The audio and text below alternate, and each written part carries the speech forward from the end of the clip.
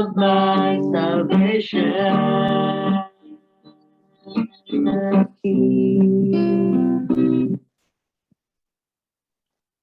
Kami nagapatigom na usab nining mong adlaw aron sa pagtuki sa imong mga mensahe, sa pagtuon sa mga kasaysayan sa nabuhat sa mga apostoles,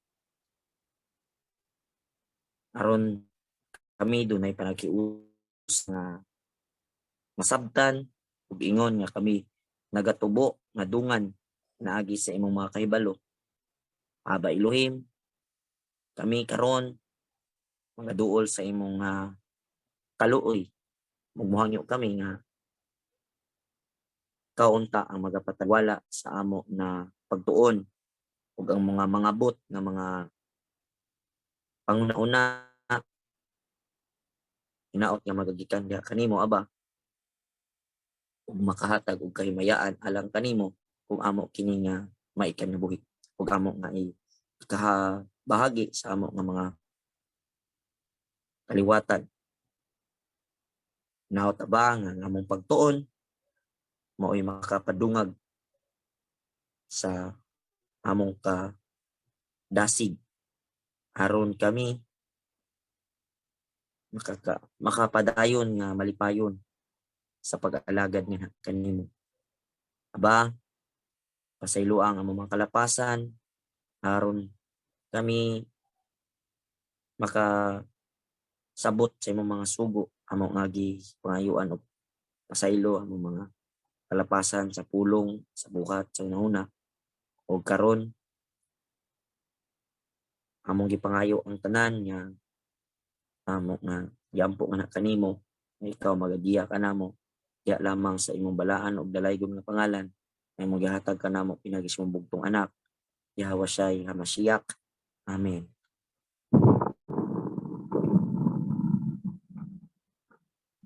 Yada. Okay, sa Gawa chapter 13 verse 1, sa iglesia ng nasa Antioquia ay may mga propeta at mga guro, si Bernabe at si Simeon na tinatawag na Niger, at si Lucio na taga Cirene, at si Manain na kapatid ni Gatas, ni Herodes na Tetraka at si Saulo. At nang sila'y nagsisipaglingkod sa Panginoon ay nangangag-ayuno, ay sinabi ng Espiritu Santo, ibukod ninyo sa akin si Bernabe at si Saulo sa gawaing itinatawag ko sa kanila. Nang magkagayoy, nang sila'y makapag-ayuno at makapanalangin, at maipatong ang mga kamay nila sa kanila, ay kanilang pinayuhan sila. Sila nga ay palibhasay sinugo ng Espiritu Santo, ay nagsilusong sa Seleucia at buhat dooy nangaglayag hanggang sa Sipre. At nang sila'y nasa sa Salamina, ay kanilang ipinangaral ang salita ng Elohim sa mga sinagoga ng mga Hudyo, at kanila namang katulong si Juan. At nang kanilang matahak na ang buong pulo hanggang sa Papos, ay nakasumpong sila ng isang manggagaway bulaang propeta, Hudyo, na ang kaniyang pangalan ay Bar Yahawashai or Bar Yehoshua, na nakasama ng Proconsul Sergio Paulo. Lalaking matalino ito. Ito rin ang napatawag kay Bernabe at kay Saulo, at minimithing mapakinggan ang salita ng Elohim. Datapwat si Elimas namang gagaway sa ganitong mga pakahulugan sa kaniyang pangalan. Yung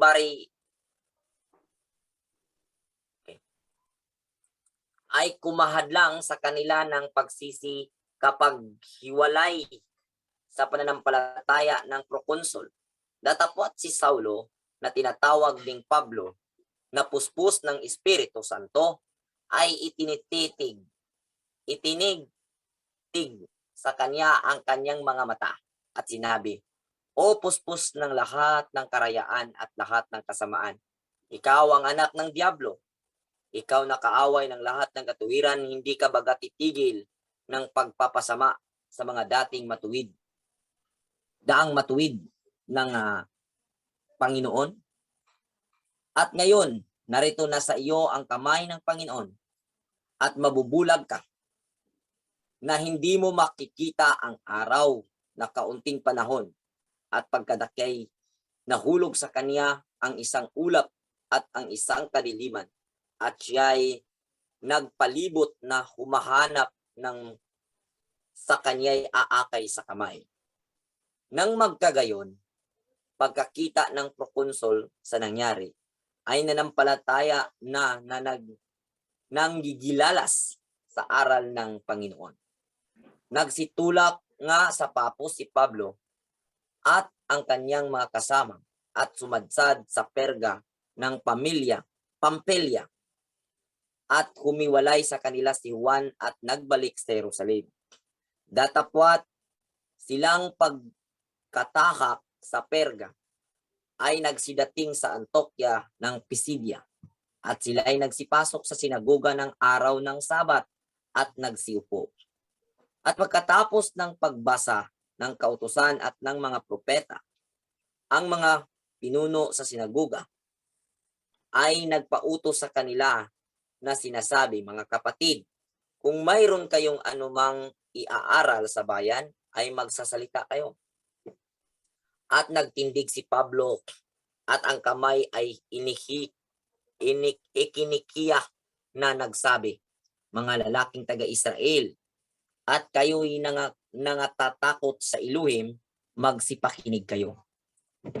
Hinirang ng Elohim nitong bayang Israel ang ating mga magulang at pinaunlakan ang bayan ng sila'y nakipanayam sa Ehipto. At sa pamagitan ng taas at unat na kamay ay kanyang inilabas sila roon. At ng panahong halos 40 taon ay kaniyang binata ang mga kaugalian nila sa ilang. At nang maiwasak na niya ang 7 bansa sa lupaing Kanaan, ay ibinigay niya sa kanila ang kanilang lupain na pinakamana sa loob ng halos 450 taon. At pagkatapos ng mga bagay na ito ay binigyan niya sila ng mga hukom hanggang kay Samuel na propeta. At pagkatapos ay nagsihingi sila ng hari at ibinigay ng Elohim sa kanila si Saul na anak ni Kes na isang lalaki sa anak ni Benjamin. Sa loob ng 40 taon at nang siya'y alisin niya ay ibinangon niya si David upang maging hari nila, na siya rin namang pinatutuhanan niya at sinabi, "Nasumpungan ko si David na anak ni Yesay, na isang lalaking kinalulugdan ng aking puso, na gagawa ng buong kalooban ko." Sa binhi ng taong ito, ayon sa pangako, ang Elohim ay nagkaloob ng isang tagapagligtas na si Misaya. Noong unang ipinangaral ni Juan ang bautismo ng pagsisisi sa buong bayang Israel bago siya dumating, at nang ginaganap na ni Juan ang kanyang katungkulan, ay sinabi niya, "Sino baga ako sa inyo akala? Hindi ako siya. Datapwat, narito may isang dumarating sa hulihan ko na hindi ako karapat-dapat na magkalag ng mga panyapak ng kanyang mga paa. Mga kapatid, mga anak ng lahi ni Abraham, at mga sa inyo'y nangatatakot sa Elohim, sa atin ipinadadala ang salita ng kaligtasan ito. Sapagkat silang nahan sa Jerusalem at ang mga pinuno nila dahil sa hindi nila pagkakakilala sa kanya ni sa mga tinig ng mga propeta na sa tuwing Sabat ay binabasa, ay kanilang tinutupad ang hatol sa kanya. At bagaman hindi sila nakasumpong sa kanya ng anumang kadahilanang sukat ipatay, gayon may kanilang hiningi kay Pilato na siya'y patayin. At nang maganap na nila ang lahat ng mga bagay na nasusulat tungkol sa kanya, ay kanilang ibinaba siya sa punong kahoy at inilagay siya sa isang libingan. Datapwat siya'y binuhay ng magbuli ng iluhim sa mga patay. At siya'y nakakitang maraming mga araw ng mga kasama niyang mga nagsiahon buhat sa Galilea hanggang sa Jerusalem, na siyang mga saksi niya ngayon sa bayan. At dinadalhan namin kayo ng mga mabubuting balita ng pangakong ipinangako sa mga magulang, na tinutupad din ng iluhim sa ating mga anak ng muling buhayin niya si Misaya. Gaya naman ng nasusulat sa 2 awit, ikaw ay aking anak, sa araw na ito naging anak kita. At tungkol sa muling binuhay niya, upang gayon ay at kailangan may huwag na magbalik sa kabulukan, ay nagsalita siya ng ganito, ibibigay ko sa iyo ang banal at tunay na mga pagpapala ni David. Sapagkat sinabi rin naman niya sa ibang awit, hindi mo ipagkaloob na ang iyong banal ay makikita ng kabulukan. Sapagkat si David, nang maipaglingkod na niya sa kaniyang sariling lahi, ang pasya ng iluhim ay natulog at isinama sa kaniyang mga magulang at nakakita ng kabulukan. Datapwat, yaong binuhay namang muguli ng iluhim ay hindi nakakita ng kabulukan. Kaya maging hayag nawa sa inyo, mga kapatid, na sa pamamagitan ng taong ito'y ibinabalita sa inyo ang kapatawaran ng mga kasalanan. At sa pamamagitan niya, ang bawat nananampalataya ay inaaring ganap sa lahat ng mga bagay, na sa mga ito'y hindi kayo aaring ganap sa pamamagitan ng kautusan ni Moses. Magsipag-ingat nga kayo na baka magsisapit sa inyo ang sinalita ng mga propeta. Tingnan ninyo, mga mapagwalang halaga at magapag-ilalas kayo at kayo'y mga param, sapagkat ako'y gumagawa ng isang gawa sa inyong mga kaarawan, isang gawang sa anumang para ay hindi ninyo paniniwalaan kung sasaysayin sa inyo ng sinuman. At pag-alis nila ay kanilang ipinamanhik na salitain sa kanila ang mga salitang ito sa Sabat na susunod. Nang makaalis nga ang mga kapisanan sa sinagoga, marami sa mga Hudyo at mga nanggaging Hudyo nga masisipag sa kabanalan ay nagsisunod kay Pablo at kay Bernabe, na sa pagsasalita sa kanila ay sila'y hinihimo na magsipanatili sa biyaya ng Elohim.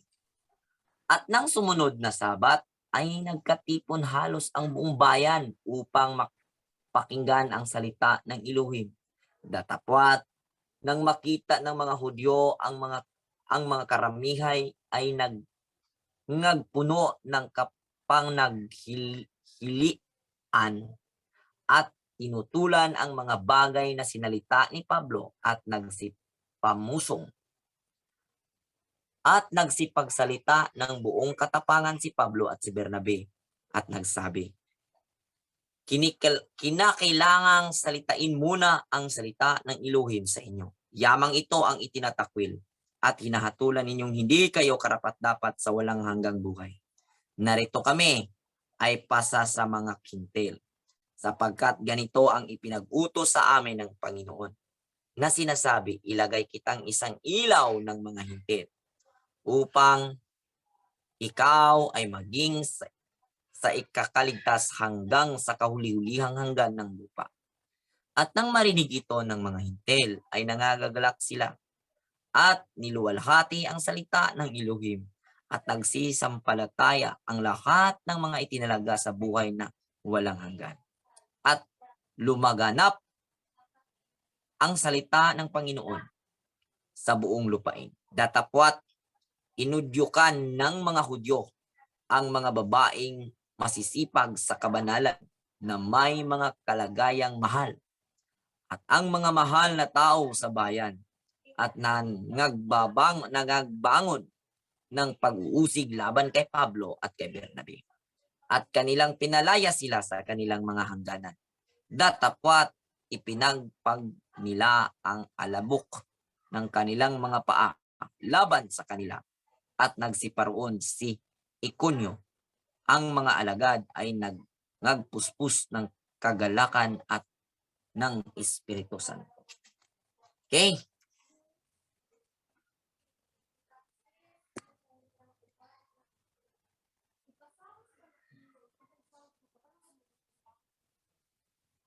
Hello?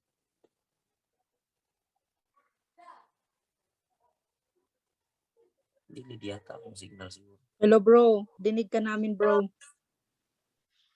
Yada, Brad. Yada. Okay. Atong himayon maigsoon. Ating isa-isahin, sabay po nating pag-aralan.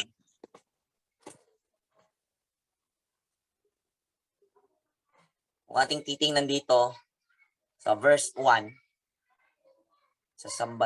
sa simbahan sa Antioquia, di ay mga propeta o mga magtutudlo nga si Bernabe, Simeon, nga gianggaag, Negro,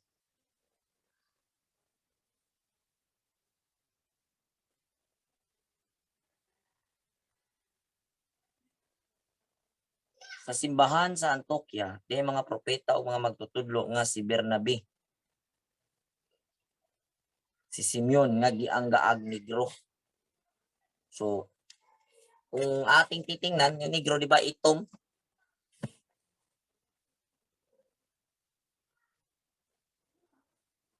Tama bro. Si Simon may tinatawag na Negro. Si Lucio nga taga Cirene, manain na matutuuban ni Gobernador Herodes ug si Saulo. So, kuan sila kabok, ano po sila dito? Si Bernabe, si Simeon, si Lucio, ug si Saulo. At ang nakikita natin dito, sila ay tinatawag na propeta. At dito lang natin ito nababasa na sila ay tinatawag na propeta. Pero ang pagkakalam natin, ito sila ay mga apostoles. Tama? Tama.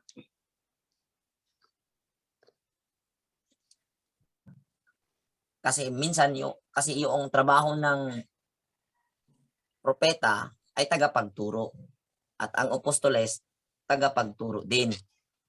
Kaya posibleng naging ganito yung naging pagkasalin dito, propeta, dahil ang propeta tagahayag ng salita at ngayon din tagahayag din itong mga apostoles.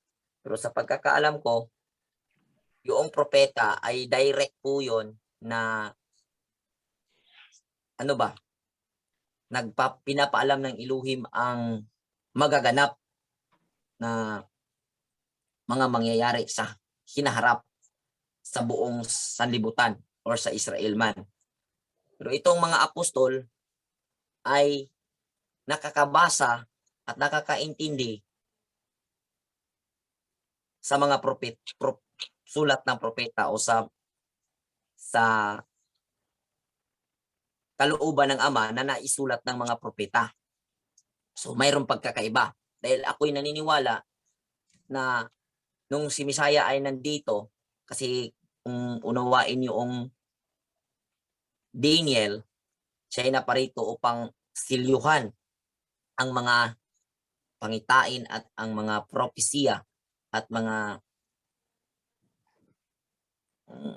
kasulatan ba. So wala nang susunod. Kumbaga, nasusulat na ang lahat ng mga ganap, tapos sinimulan na itong isasagawa ang mga magaganap ang lahat ng naisulat ng mga propeta. So ang view ko dito, ang mga apostoles ay sabihin natin nakakaunawa o nakakaintindi sa sulat ng mga propeta. Ngunit wala nang ipapaalam pa na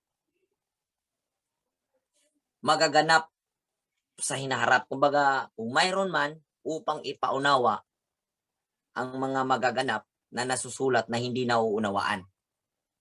Kung magpapadama man ang espiritu or ang Aba, dahil tapos na po ang kasulatan para sa hinaharap. At ang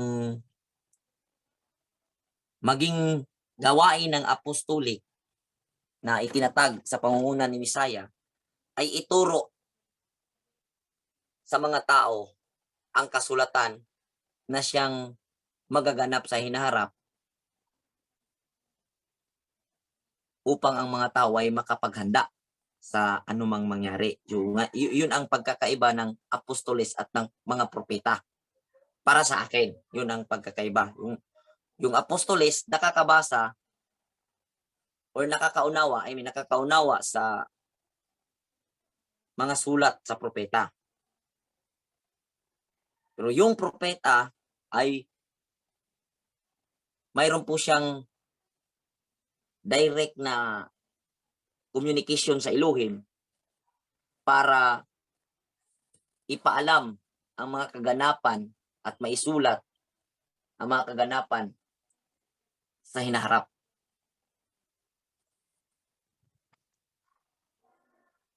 Kayo po, ano pong pagkakaiba para sa inyo ang propeta at apostoles?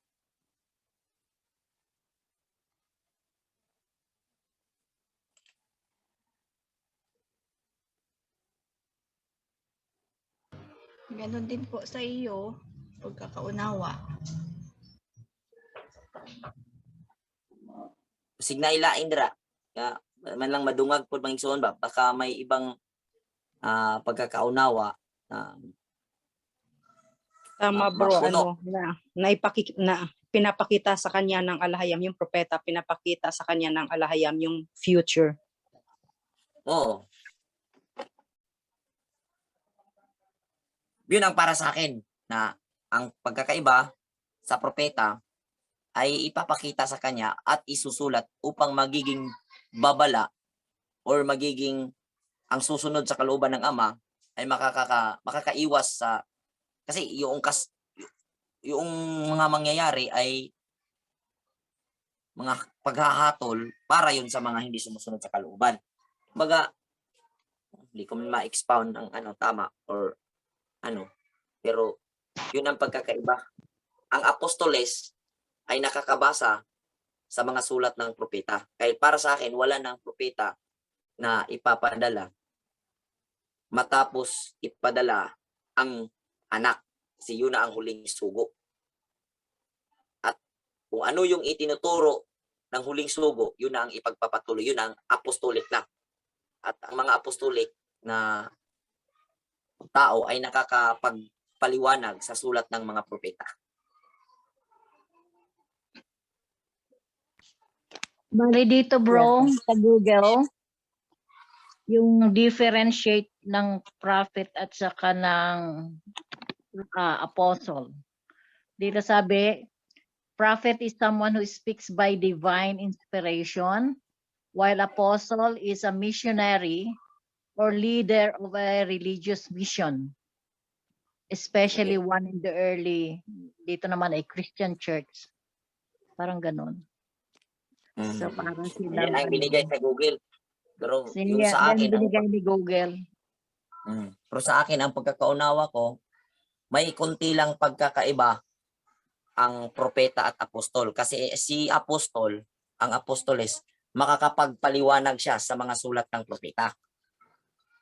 Ngunit wala na siyang, hindi na siya kinakausap ng kagaya sa propeta upang ipaalam pa ang mangyayari sa hinaharap dahil tapos na, Oh, yeah. natapos nang maipaalam ng Elohim ang mga magaganap.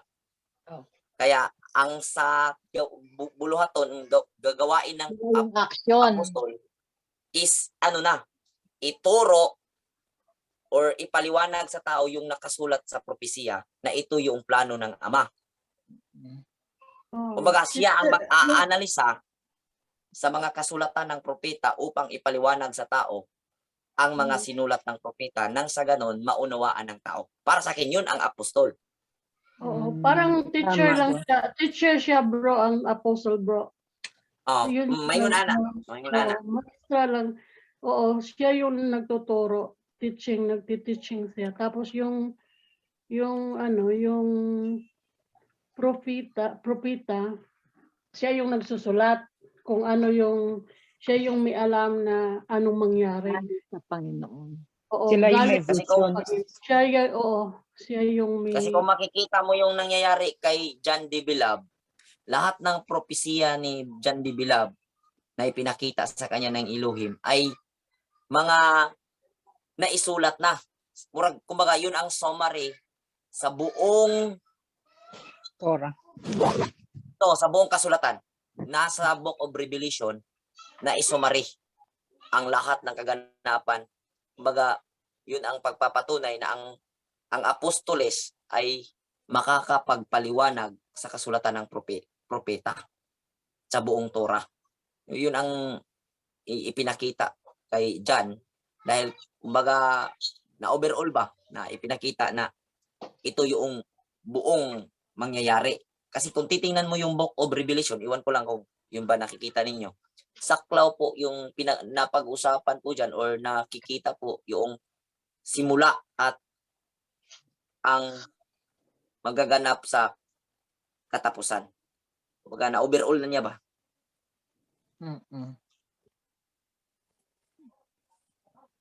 Mo ni pagka-iba sa propeta o sa apostoles. Pero kung may mga bagay na sabihin na nating hindi naunawaan ng propeta o ng apostoles, andyan pa mag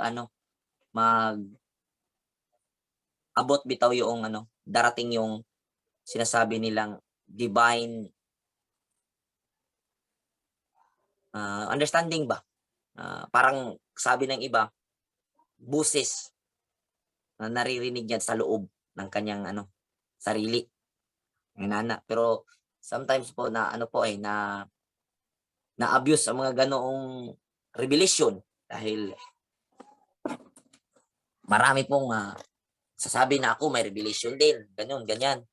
Pero pinakamalaking palatandaan na ibinigay ng Elohim o ng Misaya is yung gawa. Yung gawa ba?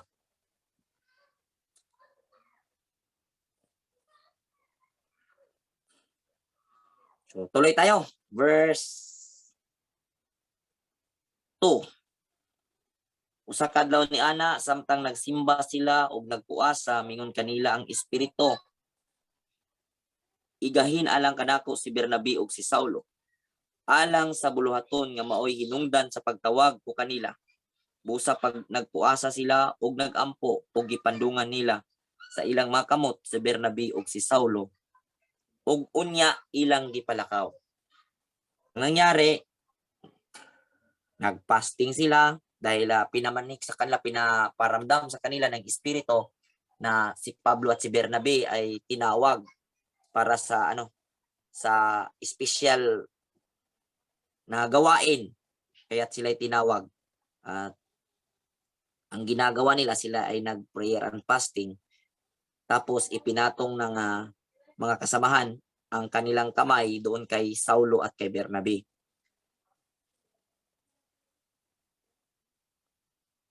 Okay, tuloy tayo. Verse 4. Busa minanduan sa Espiritu Santo si Bernabe ug si Saulo ngadto sa Seleucia. Ug gikan didto milawig sila ngadto sa pulo sa Sipre. Sa pag-abot nila sa Salamis, giwali nila ang pulong sa Elohim sulod sa mga sinaguga sa mga Hudyo. Kuyog kanila si Juan Marcos, silbing katabang. Kung ating papansinin dito, mga kapatid, sa itaas ay kung makikita natin, ang pinuntahan ni na Saulo at Bernabe at kasama nila si Juan Marcos ay synagogue ng mga Hudyo. Itong mga Hudyo ay hindi to mananampalataya sa Misaya. Hindi pa tumatanggap sa Misaya. Tama po ba? Ganun po ba yung analysis nyo? Ang sinagog na kanilang pinupuntahan ay sinaguga ng mga Hudyo. Dahil ang pinaka malaking pananampalataya sa panahon nila ay yung Hudyo. At yun na nga, mababasa sa Matthew na sinabi ng Misaya, tumatawid kayo ng mga dagat para ibahagi ang inyong pananampalataya. So, nangyari nga na marami ang mga mananampalataya. May mga Hudyo na dito sa lugar na to. At posible rin na may mga Hudyo na dito na rin nananahan, dito na rin natitira, at kaya mayroong sinaguga dito. At mayroon ding mga na-convince na umaanib sa pananampalatayang Hudyo dahil ang Hudyo ay isang pananampalataya. So, ang nakikita natin dito, ang simbahan na pinuntahan nila or synagogue ay sinaguga ng mga Hudyo na hindi mananampalataya sa Misaya or hindi naniniwala sa Misaya. Verse 6. Tama. Gilukop nila pagtaak ang isla hangtod sa Papos. Diin ilang gikahinagbo ang usa ka salamangkero nga ginganlag Bar Yehoshua nga usa ka Hudyo nga nagpatuo nga propeta. Okay. Higala siya sa gobernador sa pulo nga si Sergio Paulo, sa katawo nga hait ug salabutan. Gitawag sa gobernador si Bernabe ug si Saulo kay gusto siyang mamati sa pulong sa Elohim. Nung sila ay napunta dito doon sa mga lugar na yon, mga kapatid, na sa Papos, inikot nila ang buong pulo pala ito, isla. Mayroong isang salamangkero doon. Noon na natog sa ato anisisan ng albularyo. Oo, bro. At nagpapakilala siya na propeta. Dahil nakakagawa po siya ng mga mahika siguro or mga kamanghamanghang bagay. Kaya, at siya isang Hudyo.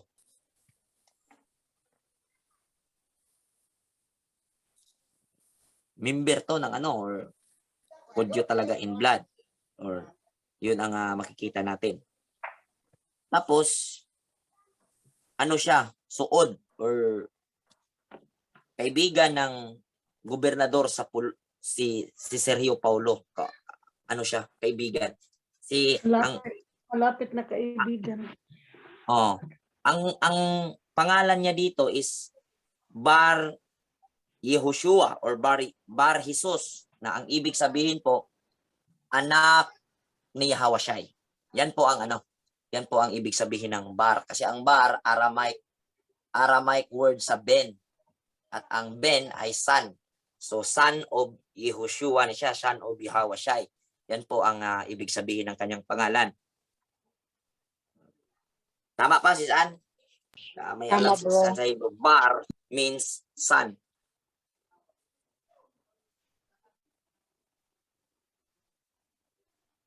Siya ay kilala at malapit na kaibigan sa gobernador sa pulo. At itong gobernador ay matalino at ipinatawag niya si Bernabe o si Saulo para makinig po siya sa salita ng Elohim. Ayun po, pagpatuloy po natin. Apan gibabagan sila sa salamangkiro nga si Elimas. Kini ang iyang ngalan sa Grego. So ang pangalan pala na Bar Yehoshua ay sa Grego ay Elimas.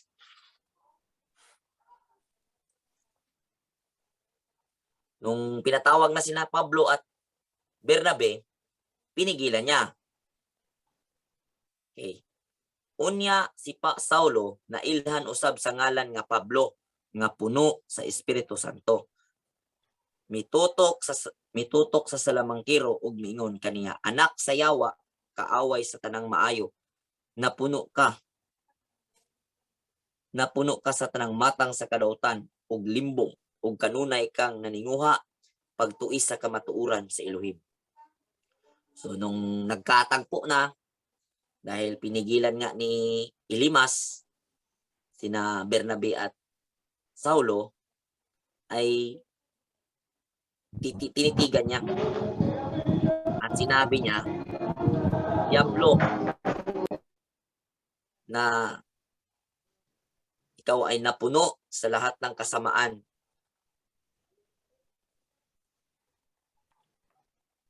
at nagsikap ka na masira yung katotohanan, yung kamatuoran. Kasi kung ating i-analisa, may alam sa Torah or sa kasulatan itong si Elimas dahil si Elimas ay isang Hudyo.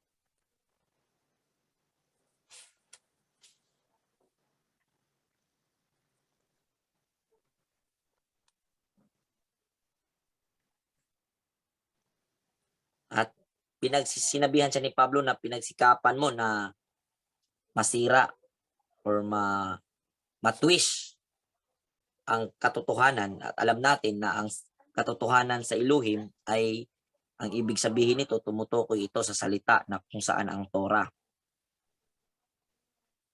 Verse 11, karon silutan ka sa Elohim ug mabuta ka ug dugay-dugay nga dili makakita sa kahayag sa adlaw. Ug diha namatnunan ni Elimas nga mingit-ngit ang iyang pananaw ug nagkarap-karap siya pagpangitag makaagak kaniya. So nung sinalita ni Pablo na siya ay mabulag, at nangyari po kaagad kay Elimas at siya nabulag. So ganun po katindi si Apostol Paul. At kung mabalikan po natin, dito rin siya tinawag na Pablo sa Grego. At tiningnan ko itong Pablo, ano po ito? Ang ibig pala sabihin ay maliit, pulos.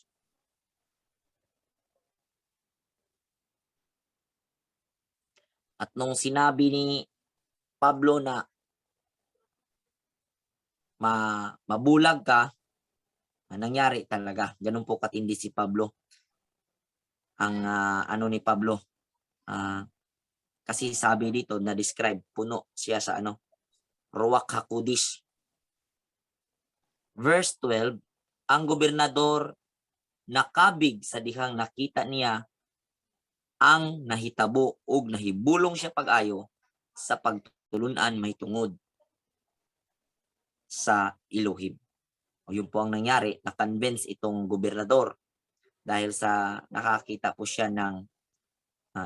niya yung pangyayari at namangha po siya sa katuruan na dala ni na Apostol Pablo at Bernabe. So, naunawaan po natin dito or mayroon po kayong idadagdag dito sa verse 1 to 12 or mayroon kayong itatanong, i-clarify or anuman para maging malinaw po or mayroon kayong idadagdag na punto na nakikita ninyo upang maano po natin.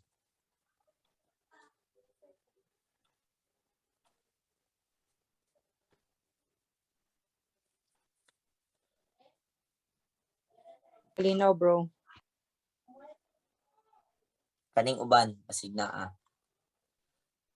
naiwala na ko na ano mangigsuon, naiwala na baka mayroon pong kayong nakikita diyan na hindi ko nabigyan ng puntos or mayroon po kayong ibang nakitang punto ng dapat maipaliwanag at mapag-usapan para po ay makakatulong po sa atin na mas malinaw ba?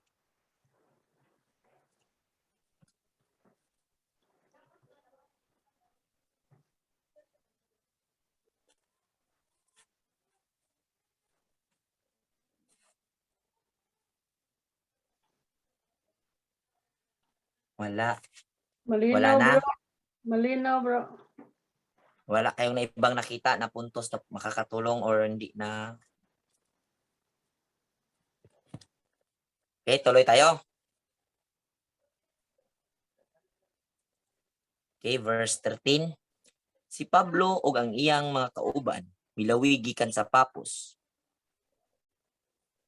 Miabot sa Perga sa kayutaan sa Pampilya. Apan si Juan Marcos mibulag kanila didto ug mibalik sa Jerusalem. Gikan sa Perga miadto sila sa Antioquia, sa Pisidia, ug sa adlawng igpapahulay misulod sila sa sinaguga ug milingkod didto. Okay, ito na naman. Sila po ay nagpapatuloy at sila po ay tumawid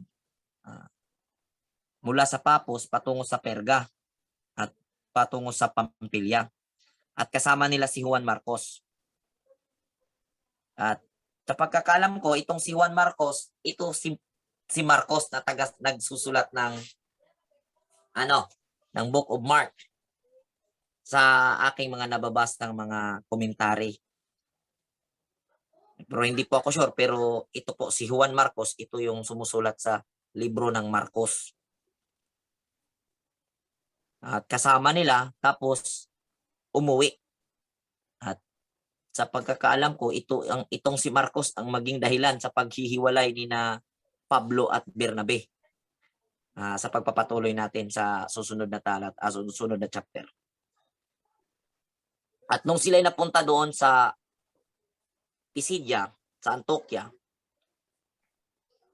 sa araw ng pamamahinga, sila ay pumasok sa sinaguga roon. At kung mapapansin natin, ang biyahe ni na Apostol Paul, ang target nila is yung mga taong kumikilala or sabihin na nating mga naniniwala sa kasulatan. I-analyze nyo mga kapatid. Ang target nila yung mga naniniwala sa kasulatan na yun ang salita ng Elohim. Ngunit sabihin na natin hindi nakakaunawa sa tunay na kahulugan dahil nga nabigyan sila ng ibang pamamaraan paano unawain ng mga iskriba at ng mga parasiyo at sadusyo. Kaya ito yung pakay, kung makita natin yung pangyayari ba, kung i-analyze natin, ito yung target ni na Pablo at Bernabe para po ang pananampalataya nila nung mga taong naruroon ay maitama po, hindi masayang ba? Hindi, kumbaga kasi sa puntong ito, tingnan mo, kawawa ang mga taong ito kaya inuutos ng banal na espiritu kina Pablo at si Bernabe upang ipaabot sa kanila ang magandang balita. Ang magandang balita sa pagkakaalam ko ay yung tamang pagkaunawa sa Torah na inilahad ng Misaya na kung saan ipinaunawa sa kanila Pedro at ng mga apostol at pati ng Pablo at Bernabe na ang kaligtasan ay hindi nakukuha sa pagsunod sa kautusan, kundi ito ay ibinigay sa pamagitan ng pananampalataya at sa kakasusunod sa kautusan sa tamang pagkaunawa na itinuro ng Misaya nung siya ay nandoon sa Jerusalem. Yun po ang magandang balita na dala ni na Pablo. Na kumbaga na-twist ba ang sitwasyon ng kawawa itong mga kasi kung tingnan natin sa pag-aanalisa, andun po yung pananampalataya, andun po yung seryosong ando na yung tao, ang sinagog ng ang assemblea ng Hudyo, yung mga tao doon, ando na yung buong puso na pagsunod. Ngunit nga lang ay hindi tama. Kaya ito yung pinuntahan ng mga apostol para ibahagi ang tamang pagkakaunawa upang hindi masayang ang kanilang gawain ba, kanilang pagsunod, pagsikap. Kumbaga, nakikita ko ang sitwasyong ito sa panahon natin ngayon na yung mga Kristiyanong kababayan natin, hindi po kasi sila nagjujok sa kanilang pagsamba. Andun na yung sipag, andun na yung paniniwala, andun na yung pananampalataya. Grabe. At kahit mahirap yung itinuturo ni pastor na nakakaabala na sa kanilang buhay dahil 3 times a week, dadalo sa simbahan, ay sinunod para makamit ang sinasabing kaligtasan. Kumbaga, andun na yung nagbabasa ng Biblia, ngunit nailid ng maling pagkakaunawa. So, kung makikita natin, ang pangyayaring nagaganap sa panahon nila, sa panahon ng mga Hudyo, nagaganap sa panahon natin ngayon. Halos magkaparehas. At kawawa ba yung mga ganon? Sayang ba? Kaya kung atin ding mapapansin, galit ang mga Hudyo noon ni na Pablo at Bernabe dahil sa ang alam nila, sila ang tama. At ganun din ang nangyayari sa atin. Ngayong pagsasabihin natin yung katotohanan, lalong-lalo na ang dami po na mga ngaral ngayon, ay magagalit po sila sa atin at ang mangyayari, personalin nila tayo. Baga ganun po at titingnan, sabihin, kung nasa katotohanan ka, ang Elohim, di ba, mayaman at may-ari sa lahat ng bagay. Bakit kami, nung hiniling namin sa Elohim na kami ay nagkaganito kami. Nagkaroon kami ng maayos na pamumuhay. Pero ikaw, wala ka mang ganito, tapos sabihin mo, ikaw ang nasa katotohanan. Parang ganun, may mga ganun na panginginsulto, lalong-lalo na sa mga kamag-anak natin. Sabihin, tunay ba yung Elohim mo? Lalo na't Pilisuko.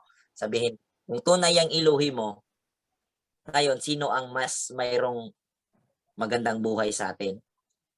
Sabihin ng ganon. Baga, makikita daw sa resulta kasi yung Elohim na tinasamba nila ay tumutugon sa kanilang panalangin. Kaya't mayroon po silang mga, lalong-lalo na sa pamilya ko na sa side ng mama ko. Minsan, yun po ang mga pag-iisip ng tao na ang binasihan nila, yung pamumuhay nila na sila ay masagana, naisip nila na ang kasaganahan nila ay dahil sa Elohim na kanilang sinasamba. Tama po ba? Yun ang pinakamabigat na nila basihan. Kung sabihin man nila, kung hindi pa tunay, bakit kami dininig ang aming panalangin, kinaawaan kami. Ana ba? Diba mga igsoon? Tama? Or Tama bro, katwiran ng mga Christians. Mabigat na Kaya kung tingnan natin dito, ganun na ganun ang nangyayari sa panahong ito. Kaya tuloy ko Verse 15, human sa pagbasa sa usa sa bahin sa balaod ni Moses ug sa sinulat sa mga propeta, gipasuguan sila sa mga kadagkuan sa sinaguga nga nag-ingon, mga igsoon, kung aduna kamoy mensahe nga makadasig niining mga tao, mahimong isulti ninyo karon. So, dahil kilala itong si Pablo, kasi si Pablo ay isang malaking pangalan sa siktang Paraseo. Ang leader ng synagogue ay nagbigay permiso kay Pablo na magsalita matapos mabasa ang Law of Moses or Torah at saka anong libro ng mga propeta.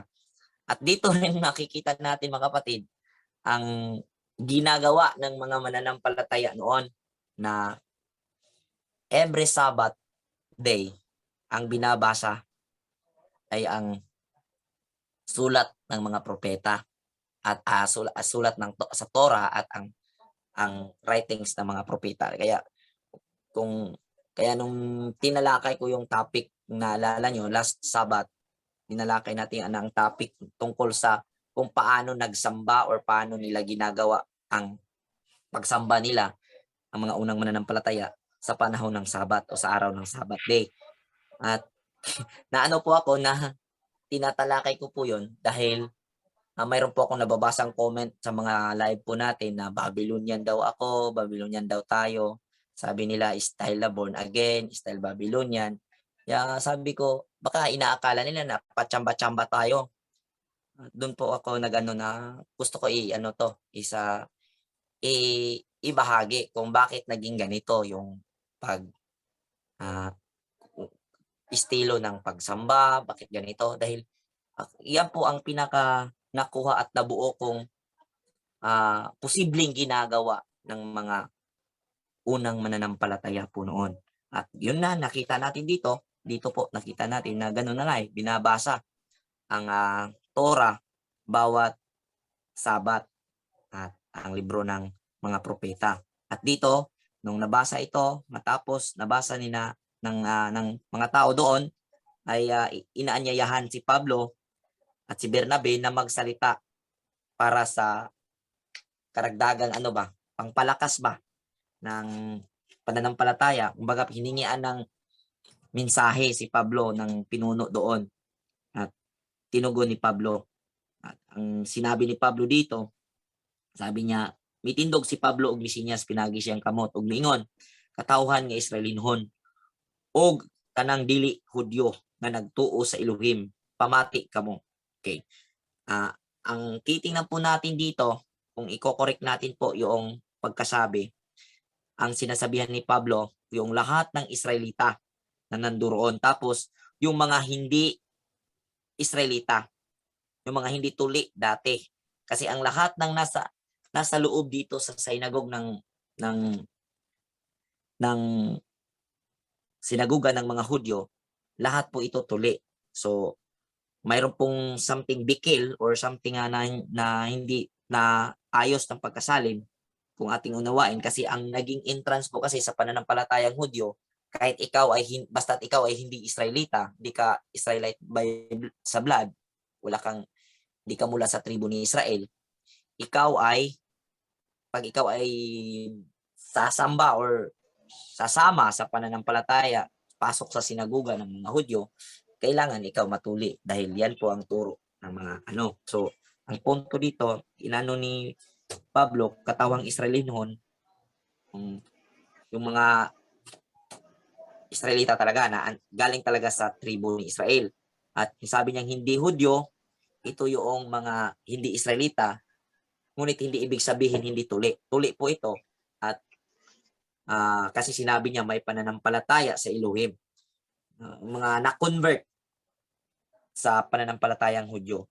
So tuloy po tayo. Sabi niya, pamati kamo, ang Elohim ni ining nasod sa Israel nagpili sa atong katigulangan ug naghimo kanila nga mauswagon sa pagpuyo sa pilas.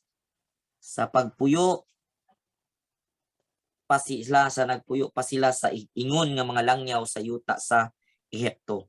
Pinaagi sa iyang dakong gahom ang Elohim nagpagawas kanila gikan sa Ehipto sulod sa 40 ka tuig. Siya nagatiman kanila didto sa kamingawan. So, kung ating mapapansin, sinimulan ni Pablo ang pagsaysay or pagsalaysay sa panahon ng mga Israelita nung sila ay nasa Ehipto. Sinamari niya dito. Sabi niya, verse 9, gilaglag niya ang 7 ka nasod sa yuta sa Kanaan ug gihatag kini kanila, gipanag-iyan nila kini sulod sa mga 450 ka tuig. So, human niini, gihatagan niya sila mga maghuhukom hangtod sa panahon ni Propeta Samuel. Og diha nga nangayo silag hari, gihatag sa Elohim kanila si Saulo. ang anak ni Kis sa banay ni Benjamin aron may maghari kanila sulod sa 40 ka tuig. So dito sa mari na isinalaysay ni Pablo ang naging kasaysayan ng kanilang mga ninuno at hanggang sa panahon ni Samuel daw na huling maghuhukom, huling tawag sa Tagalog yan, judge ba, mga judges. Tapos matapos ito, alam natin yung kasaysayan ng mga Israelita ay humingi na ng hari at ang napili ay si Saulo na anak ni Kis mula sa tribo ni Benjamin.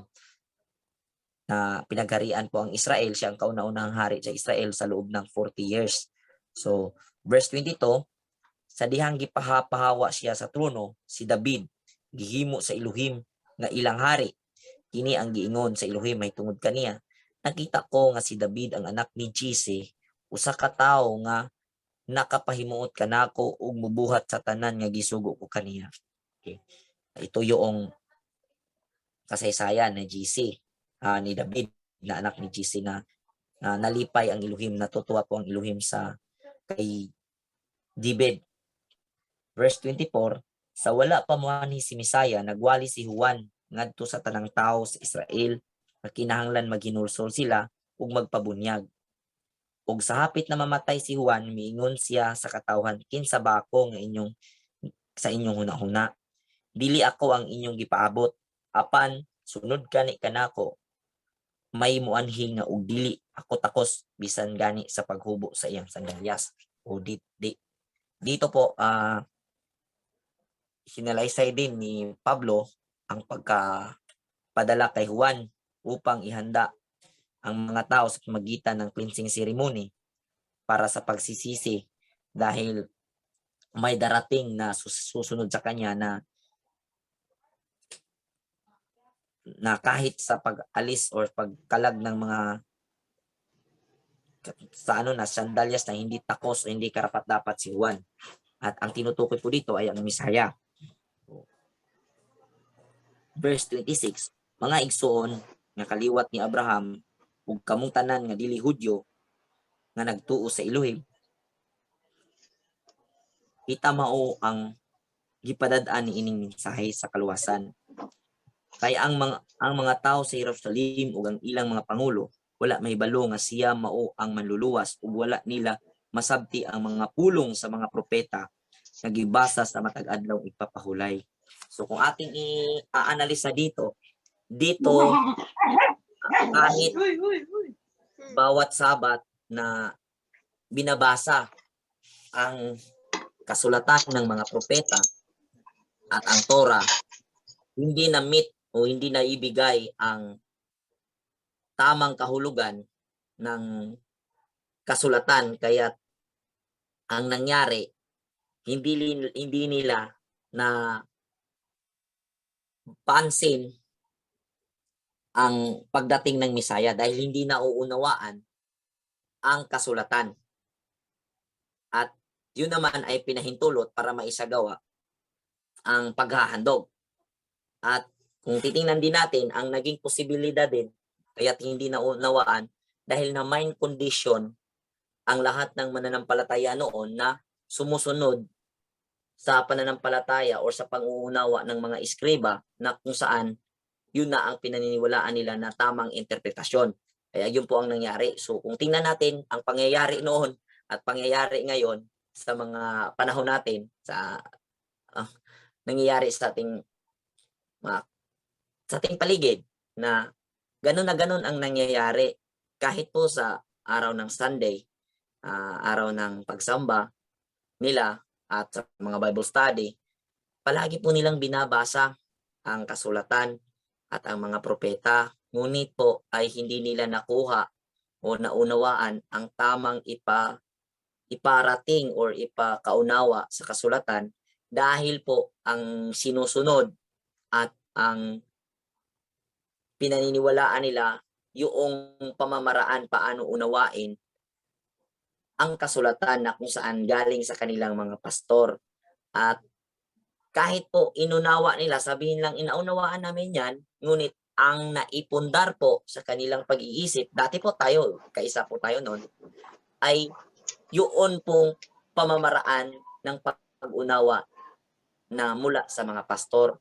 Ganon din po ang nangyayari sa mga Hudyo noon. Palagi nilang binabasa ang Torah, ang kasulatan ng mga propeta, ngunit hindi nila nauunawaan dahil ang pangunawa na ginamit nila ay gawa ng mga eskriba. Yung pamamaraan ng eskriba. Kaya hindi nila nakukuha ang ipapaunawa, na i-lead sila ng maling pagkaunawa, at yung mali na pagkaunawa, yan ang pinaniniwalaan nila na tama. Dahil pag sinabi mo, hindi mo kasi nauunawaan yan, ano yan, manlaban yan, na anong hindi naunawaan? Tagal kong pinag-aralan ito. Nag-aral kami sa Bible School, tapos ngayon lang kayo. Isipin nyo, 20 years kaming nag-aral ng Biblia. 20 years akong nagpastor, 25 akong nagpastor, at matagal na akong naging born again, na nagbabasa ng Biblia. Tapos ngayon, ikaw, kailan ka mulang nalaman mo yan? Sabihin mo, 3 months pa lang kami, 1 month. Oh, yan, isipin mo, 3 months, tapos sabihin mo kami, hindi namin alam. Ikaw ang hindi alam. Ikaw ang walang alam. Ganun po ang kakahinatnan po natin. Dahil po sa tayo itong bago na nagsasabi, tapos sabihin nila, paano mo masabing naunawaan mo? Kakabago ka pa lang eh. Kaya yun na yun ang mangyayari, at ito ang nangyayari din noon.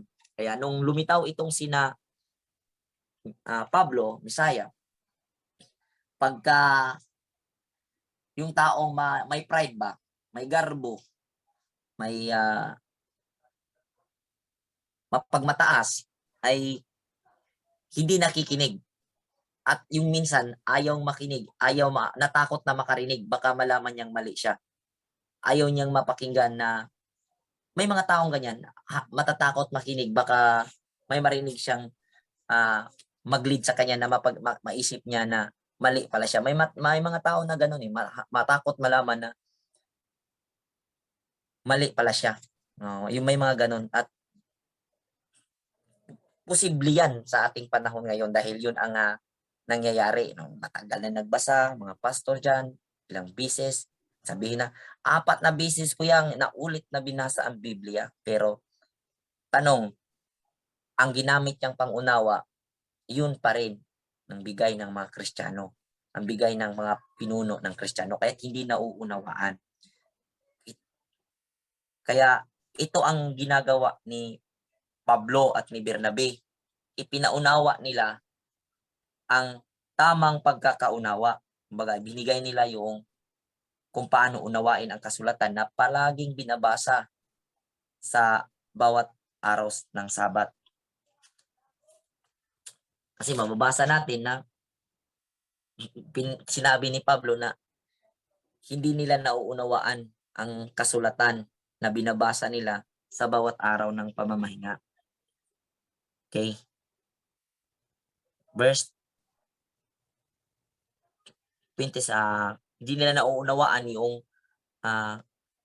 binabasa nilang Torah at yung kasulatan. Sabi ni Pablo na hindi nila naunawaan na ang mensahe pala noon tumutumbok kay Misaya, na ang mensaheng iyon ay tumutumbok para sa kanila ba, na maunawaan sana nila na ang Misaya ang ipadala na sinasabi sa mensahe o sa propeta o sa Torah para sa kanilang kaligtasan. So verse 27, kaya ang mga tao sa Jerusalem ug ang ilang mga pangulo wala mahibalo nga siya mao ang manluluwas, ug wala nila sabti ang mga pulong sa mga propeta nga gibasa matag adlaw ipapahulay. Yun na nga, yung mga tao sa Jerusalem, mga leaders, ay hindi nila naintindihan ang propesiya at ang Torah na binabasa sa araw ng Sabat, na tumutuko yun sa panahon ng pagpunta ng Misaya.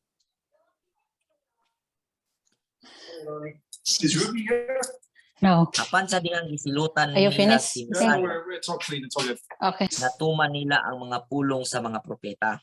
Okay. At nung inano po nila, hinukuman po nila si Misaya, ay hindi nila na doon po naganap ang mga kasulatan ng propeta na mangyari nga yun sa Misaya. Verse 28, bisan wala sila'y nakitang katarungan sa pagsilot kang Misaya sa kamatayon, ilang gipangayo gikan ni Pilato nga patyon siya. Okay. Dito po na makikita natin na yung paratang ni Mr. Narrator na si Pilato ang gustong pumatay at ang mga Romano sa panahong ito ay yun na nga kasama nga sina Pilato dahil sila yung mga nagpapatakbo sa bansang Israel dahil nasakop nila ito. Pero kung tingnan natin pinakarot, ang humihiling po ay ang mga tao. Kaya mabasa natin sa Mateo, kahit po si Pilato sabi niya wala akong nasumpungang pagkakamali nito. Kaya ipinadala ni Herodes ni Herodes si Misaya doon kay Pilato dahil sabi ni Pilato kaya siguro pinadala to dahil walang nasumpungang pagkakamali. Ganon din si Pilato, walang nasusumpungang pagkakamali at pinatay. Dahil yun din ang nakasulat sa Isaiah 53 na walang pagkakamali ngunit hinatulang mamatay. Ganon na ganon ang nangyayari. Kaya pinagtataka ko rin sa mga tao na parang nahihirapan silang unawain ito na napakalinaw naman. Pero sabi nga sa Book of Thessalonians chapter 2, 1 hanggang 12, ipapahintulot ng Aba na ipapadala sa kanila ang kalikuan ba, yung deception dahil sa hindi nila tinanggap ang katotohanan. Yeah. Parang nauulit lang ang mga nangyayari.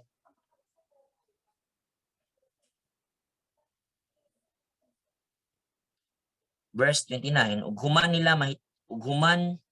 nila mabuhat ang tanan nga gisulti sa kasulatan mahitungod kaniya, gikuha nila siya sa cross o gilubong. Apan gibanhaw siya ni Elohim ug sulod sa daghang mga adlaw nagpakita siya ni adtong miuban kaniya gikan sa Galilea ngadto sa Jerusalem. Sila karon mao ang iyang mga saksi ngadto sa katawhan. So nung nabuhay po si Misaya,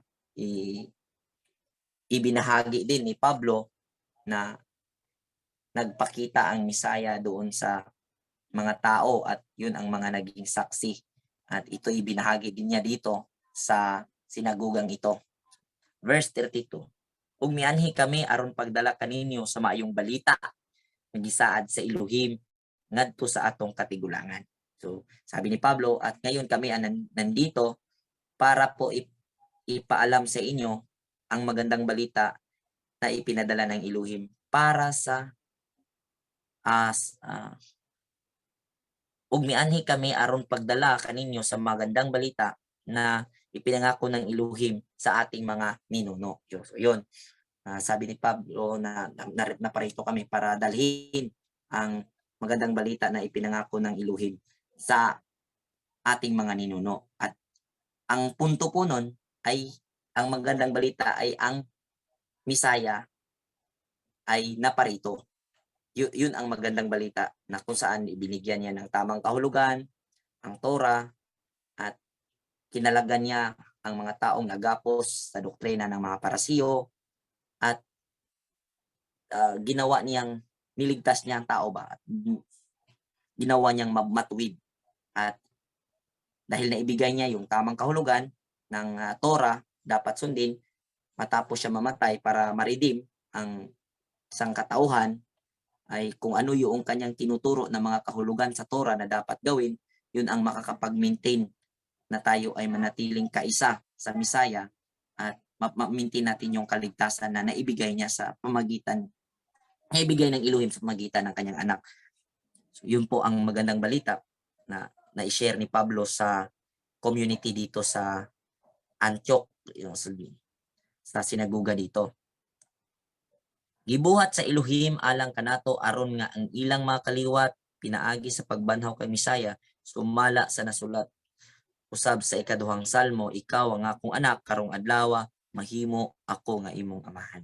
So, yun po, sinalaysay ni Pablo yung mga nasusulat sa Salmo na ito yung nangyayari na sinasabi ni Aba kay David at ang pinupunto ni David ni Saulo dito na hindi si David ang tinutukoy sa puntong ito na sinasabi, ikaw ay aking anak at ngayong araw na ito ako iyong magiging ama. So verse 34, mao kini ang giingon sa Elohim may tungod sa kamatuoran sa iyang pagbanhaw kang Misaya, sa kamatuoran nga si Misaya wala madunot sa lubnganan. Ihatag ko kanimo ang balaan nga ug kasaligang panalangin nga akong gisaad kang David. So ito na po yung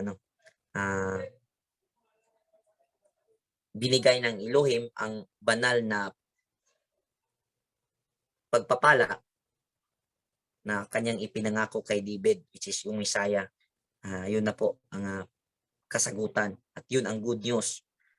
Verse 35, sumala usab sa iyang giingon sa laing bahin sa kasulatan, dili mo itugot nga madunot sa lubnganan ang imong balaang sulugoon. So sinabi niya sa Salmo, sinabi ni David na hindi mo ipapahintulot na mangyaring madunot ba, masisira, ang mabubulok ang katawan ng iyong lingkod, na banal na lingkod. So verse 36, kaysa iyang panahon nagtuman man si David sa gisugo sa Elohim, unya namatay og gilubong tupad sa iyang katigulangan ug nadunot. Apan ang gibanhaw sa Elohim wala madunot, busa mga igsuon ko angay kamong masayod nga pinaagi kang Misaya gisangyaw diha kaninyo ang kapasayloan sa mga sala ug kaniya naluwas sa tanang mga sala. Buta nga dili mahimo sa balaod ni Moises, busa pagmatnon kamo aron dili mahitabo kaninyo ang giingon sa mga propeta. Okay, pinaliwanag dito ni Pablo na ang hindi si David yung sinasabi at pinatutungkulan doon sa Salmo, dahil si David ay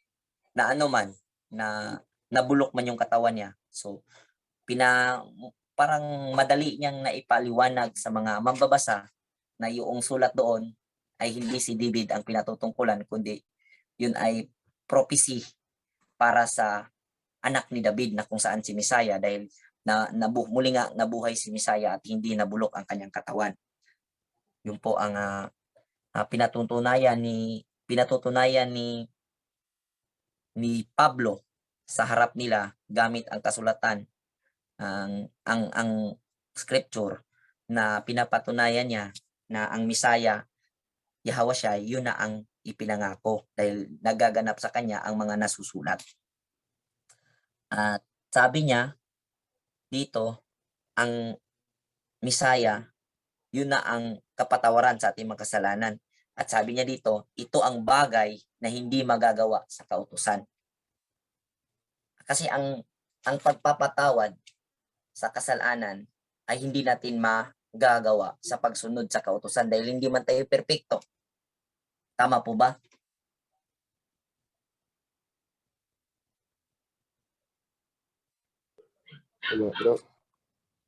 Tama po.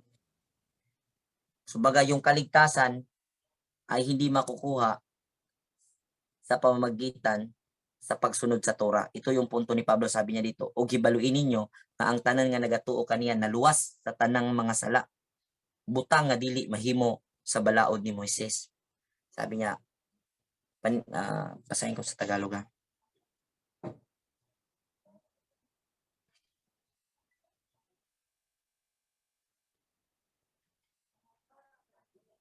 Kaya maging hayag nawa sa inyo, mga kapatid, sa pamamagitan ng taong ito'y ibinabalita sa inyo ang kapatawaran ng mga kasalanan.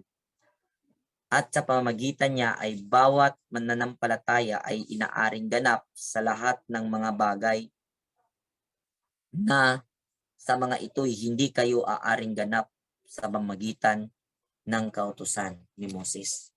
So, ipinakita at ipinaliwanag ni Pablo na Kung unawain natin dahil ang katayuan ng sinaguga dito at ang mga tao, ang kinatayuan nilang pananampalataya, sila ay maliligtas sa pamagitan ng pagsunod sa Torah.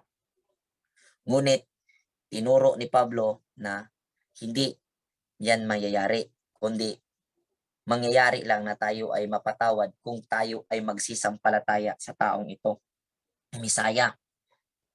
Magsisampalataya tayo dahil sa kanya inaaring ganap ang lahat ng bagay. At yan ang hindi magawa sa batas ni Moses. At totoo naman, dahil marami pong pagkakasala na walang ceremonial na pamamaraan para mapatawad. At hindi naman lahat ng kasalanan ay masabi mo. May mga kasalanan, lalo na't walang nakakalam, pwedeng hindi na sabihin at hindi na maaanuhan. Pero kung maniniwala ka sa Misaya, overall na buong pagkaikaw ay mapapatawad basta't buong puso ka na naniniwala sa Kanya. Tapos, dahil naniniwala ka sa Kanya, hindi ibig sabihin na hindi nasundin yung kautusan. Ang kautusan, yun na ang maging timon at magsisilbing maintenance sa kapatawaran na natanggap. Yun ang ibig anuhin ni Pablo dito. So, ang sabi ni Pablo, busa pagmatyon kamo, aron dili mahitabo ang kaninyo ang giingon sa mga propeta nga mga mayubiton, katingala og pangamatay kamo, kay aduna ako'y gibuhat sa inyong panahon nga dili gayud ninyo tuuhan, bisan kun adunay magsugilon ninyo niini. So, sinabi ni Pablo dito na mag-ingat kayo upang hindi mangyari sa inyo ang sinasabi ng propeta na mamangha kayo at mamatay kayo kay mayroong mga ginawa ang iluhim na mga sa panahong itong kamanghamanghang bagay na hindi ninyo papaniwalaan kahit pa mayroong magsasabi. Yun po ang pinupunto dito sa kasulatang ito, yung pangyayari sa panahon ni Misaya. Siya ay nabuhay, nakagawa ng milagro, ngunit marami pa ring hindi maniniwala.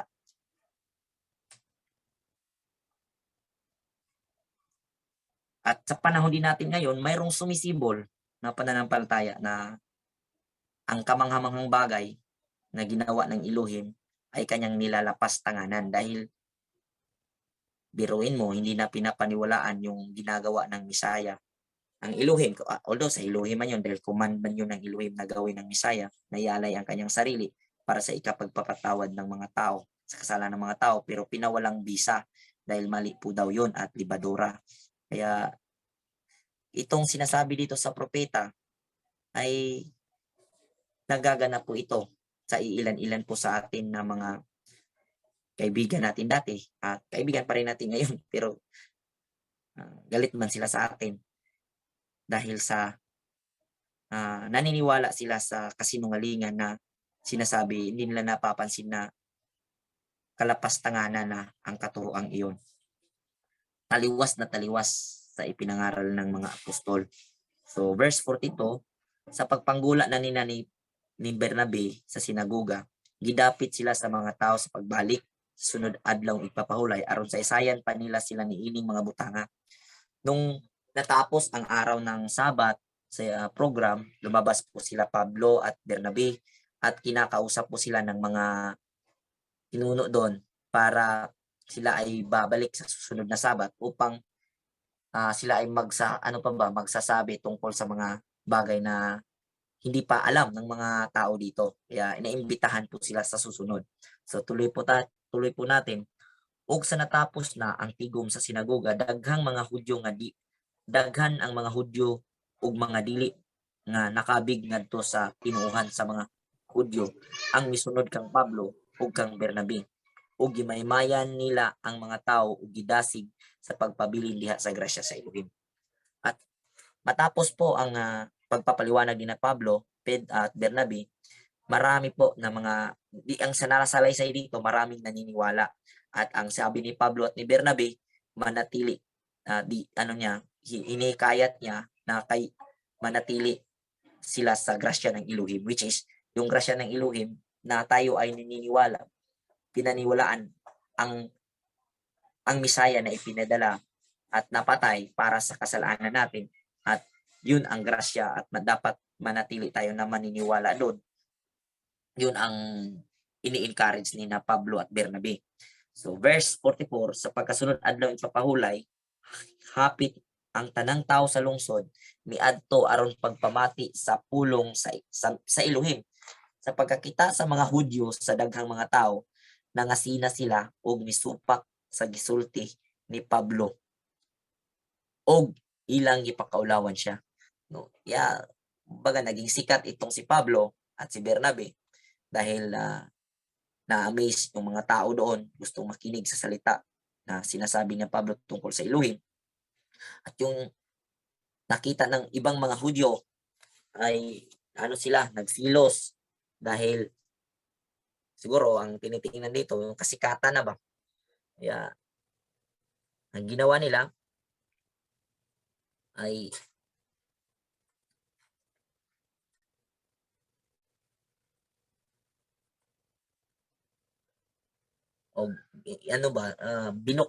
parang binara nila si Pablo at si Bernabe kasi ang sabi dito, sa pagkakita sa mga Hudyo, sa daghang mga tao, nangasina sila og misupak sa gisulti ni Pablo og ilang gipakaulawan siya. So, tingnan natin yung ginagawa ng mga Hudyo na ayaw tumatanggap sa Misaya. Ang ginawa nila, pinahiya nila si Pablo. Ngunit hindi na isalaysay dito kung anong paraan nila ipinahiya. Kung titingnan din natin ang ginagawa ngayon, hindi sa binubuhat natin yung sarili natin, sa pangyayari ngayon sa atin, nung ilahad natin ang katotohanan, ang ginagawa nila, pinipersonal nila tayo upang ipahiya sa karamihan. So, ang nangyayari kina Pablo ay nangyayari din sa atin. At gumagamit, hindi nila tinatapatan. Kung tayo man ay sabihin nilang mali, hindi nila tinatapatan doon sa pagtuturo sa kasulatan, kundi gumamit po sila ng personal issue na wala namang katuturan din upang ipahiya tayo. Which is, yun ang nangyayari kay Pablo sa mga panahon nila. At nauulit din sa atin. Gumagamit sila ng personal issue, mga ganito, ganyan, upang ipahiya ang tao na nagtuturo sa katotohanan para matabunan ba yung pagkakamali nila. Baga, kung mali tayo, ang dapat sana ginawa, kung mali sina Pablo, ang dapat ginawa sana ng mga Hudyo is ilahad nila kung ano yung tinuturo. Patunayan nila na mali yung tinuturo. Ganun na ganun ang nangyayari po. Pero ang nangyari sa verse 46, apan midungag hinuon ang kaisog ni Pablo ug ni Bernabe ug miingon sila, kinahanglan nga kamuunta ang unang suginlan sa pulong sa Elohim, apan kay gisalikway man ninyo kini ug naghukom kamo sa inyong kaugalingon nga dili takos sa kinabuhing dayon, biyaan kamo namo ug mangadto kami sa mga dili Hudyo. Kay kini gisugo man kanamo sa Elohim. So, ang nahitabo nung pinahiya nila si Pablo ay may samot noon na nagpursige na noon si Pablo, lalong tumatapang si Bernabe at si Pablo na ilahad ang katotohanan. Tapos dito sa verse gibutang ko ikaw kay kini ang gisugo kanamo sa Elohim, sabi ni Pablo. Gibutang ko ikaw ingon nga kahayag alang sa mga dili Hudyo, aron pinaagi kanimo ang kaluwasan moabot hangtod sa kinatumian sa kalibutan. So, ito yung mission ni Pablo na inilagay siya ng parang ilaw or ilaws upang ang kaligtasan ay makarating hanggang sa pinaka malayong parte ng sanlibutan. Yun po ang gawain ni Pablo na iniutos sa kanila na gawain nila nung sila ay inuutosan na mababasa natin sa bungad ng ating chapter na pinag-aralan ngayon. Ito pala ang utos ni Pablo ng Elohim kanilang dalawa ni Bernabe na sila ay inilagay na ilaw. Gibutang ko ikaw nga kahayag alang sa mga dili Hudyo. Yun po ang utos na gagampanan ni Pablo at ni Bernabe at mismo ang Elohim ang nagsabi nito sa kanila at may mabasa talaga natin. Ngunit mayroon pong mga mapangahas na mga mangangaral na wala namang mababasa sa Biblia kung saan silang banda inutusan ng Elohim, ngunit bakit pinaniwalaan ng tao? Pero problema nila yan kung pagpapatuloy nila sila ang gumagawa ng sarili nilang hukom sa sarili at kung sila man ay mga pahamak dahil sa kanilang gawain. So, tuloy po tayo, verse 48. Sa pagkadungog ini sa mga dili Hudyo, nalipay sila pag og ilang gidaig ang mensahe sa Elohim og kadtong gipili alang sa kinabuhing dayon na himong magtotoo. So, marami po ang nagsisampalataya sa ipinakitang katapangan ni Pablo at ni Bernabe sa kanilang paglalahad. So verse 49, ug ang pulong sa Elohim mikaylap sa tanang dapit ni adtong yutaa. Apan gihuluhugan sa mga Hudyo ang tinamud nga mga babaeng relyoso ug ang mga kadagkuan sa syudad aron lutuson nila si Pablo ug si Bernabe ug hinginlan gikan sa ilang dapit.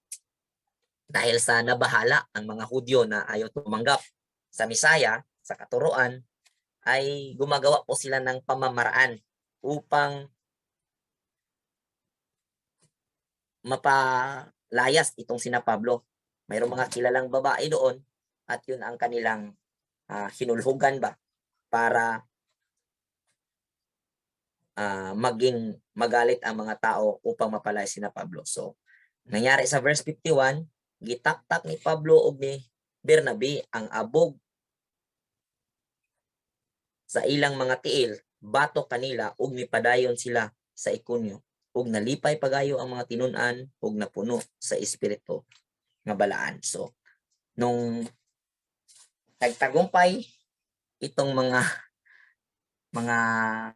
Hudyo na hindi mananampalataya sa Misaya, hindi naniniwala na itakwil itong sina Pablo, pinaalis sa lugar naroon dahil yung mga kilalang babae yun ang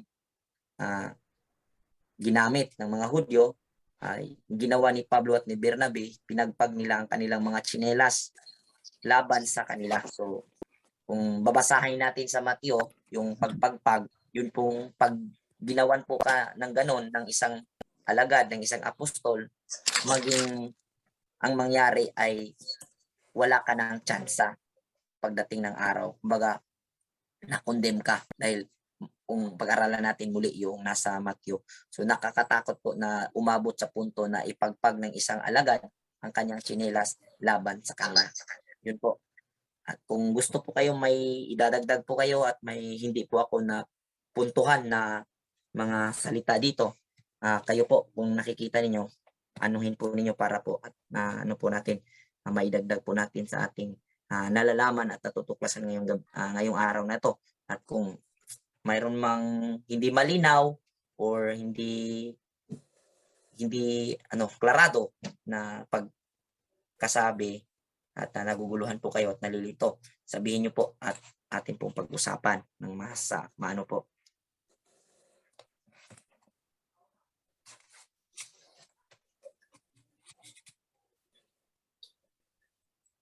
Apa mo diha?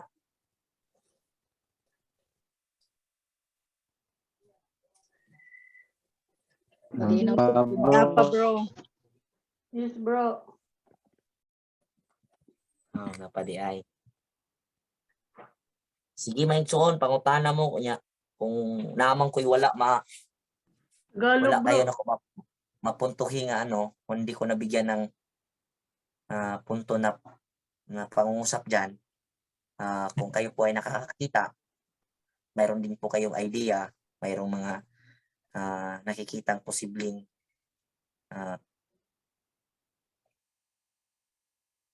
pangunawa, ay sabihin po ninyo nang sa ganun po ay po tayo ba, kakaisa at sabay po tayong lalago sa pag-intindi.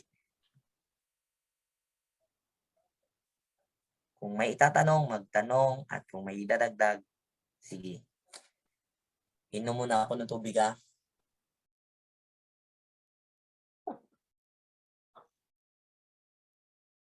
Dagdag o tanong na kayo mga kapatid. Sino yung may may maidadagdag?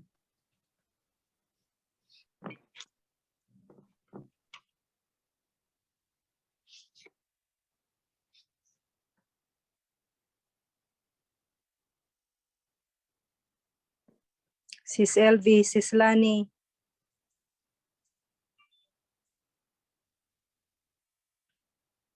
Sis Encar.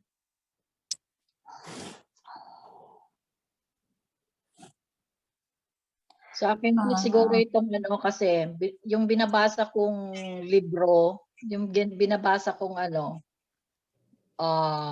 Bible is MBB 05. Ingat lang tayo kasi merong dito, wait lang, 13 pala tayo. Meron ditong part na naguluhan din ako sa part 10, sa verse 10, chapter 13, verse 10. Kasi dito nakasabi, sabi sa MBB 05, ito yung isang Bible dito sa Tagalog. Sa number, basahin ko ha. At si Saulo na tinatawag ring Pablo ay puspos ng Espiritu Santo. Tinitigan niya si Elemias at pinagsabihan, ikaw anak ka ng diablo, kaaway ka ng lahat ng mabuti, puno ka ng pandaraya at kasamaan. Bakit ba lagi mong pinipilit ang katotohanan tungkol sa Panginoon?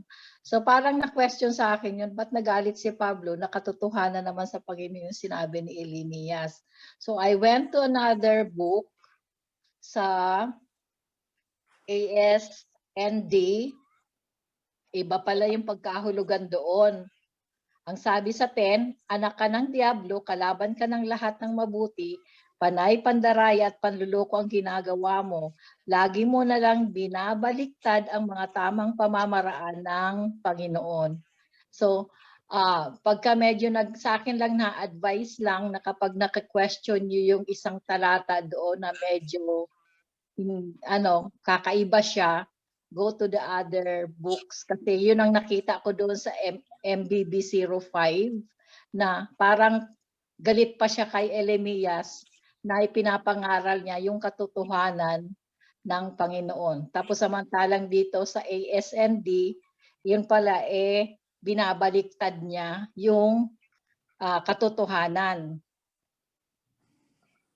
Yun lang po, yun lang ang nakita ko doon sa verse na medyo sabi ko, bakit ganito yung nito, yung sinabi dito sa books na ito. So check nyo, double check nyo rin po ang MBB 05 at saka ang ASND, puro Tagalog po yun. Copy, sis. Salamat, sis. Double check nyo lang kasi iba yung pagkakapaliwanag sa MBB 05. Oo, sis, napansin ko din yan. Diba napansin nyo? Thank you, sis. Sis Lani, may dadagdag ka, sis? Ako, sa pangkalahatan naman na, na maliwanag namang lahat. Tapos yun nga, nakakalungkot lang yung mga nangyayari sa mga iba nating mga kapatid na nababago ang kanilang pananaw at kaisipan na ayaw na nilang tanggapin ang Messiah bilang tagapagligtas. More on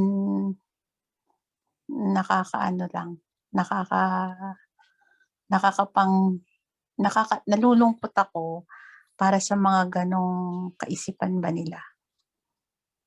Pero yung mga pag-aaral naman po natin ginagawa ngayon, parang bilang isa sa mga kapanalig natin dito, yun, tuloy-tuloy po tayo sa pag-aaral at pagbabasa para mailayo po tayo sa pagkalikaw. At saka yung patuloy din na pananalangin na lagi tayong gabayan ng Aba na maging bukas ang puso at isip natin sa mga katotohanang inihahayag. Huwag isarado ang kaisipan natin. Yun lang po. Salamat. Salamat, sis. Sino pa po may dadagdag, sis Encar?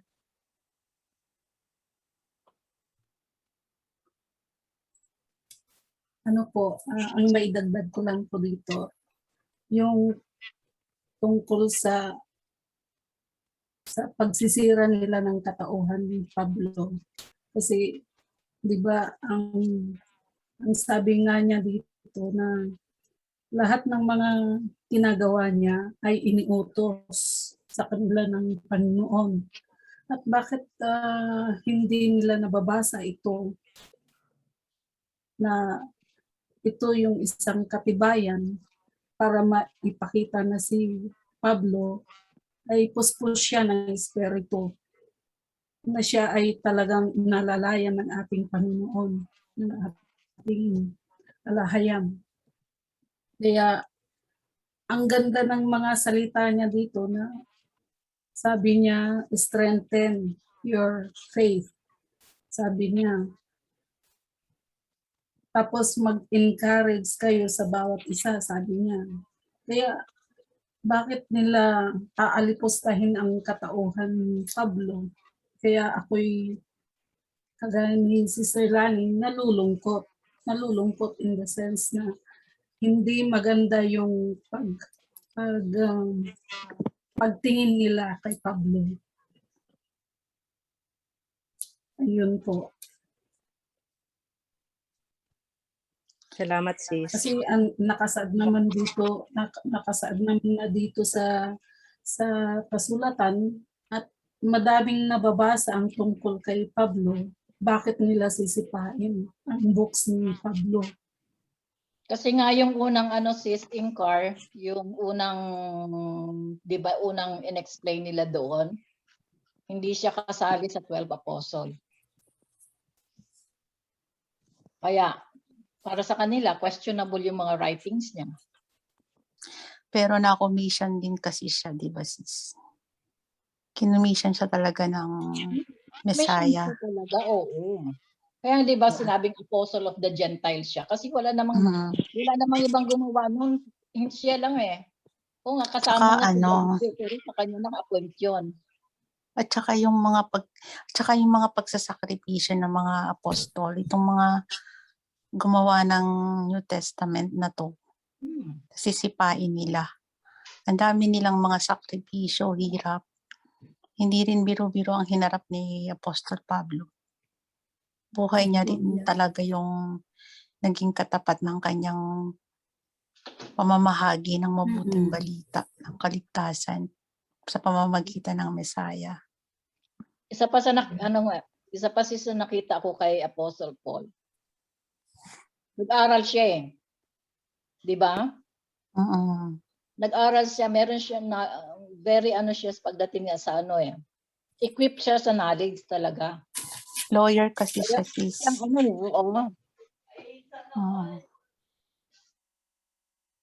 Kaya siguro doon isa sa mga puntos yun para rin siya, gamitin siya ng Yahweh Shai kasi ang makakaharap niya may mga pinag-aralan din, di ba? Kumbaga mga niya kumbaga classmate niya kumbaga sa sa pananampalataya. So alam niya kung paano i-manipulate, alam niya kung paano niya aanuhin yung kumbaga yung anong style ang gagawin niya, anong approach, kumbaga. Sa kabila kasi ang pagkakaunawa nung narrator doon, ang sabi niya, si Pablo daw ay labas-masok ang Holy Spirit. So wala naman tayong nakikita ayon sa ating napag-aralan, wala naman tayong nakikita na labas-masok ang Holy Spirit sa kanya. 'Di ba? Siya nga itong nagko-condemn doon sa mga doon sa mga hindi kumbaga yung sa mga yung sa mga Pharisees. So ang nakakalungkot lang talaga.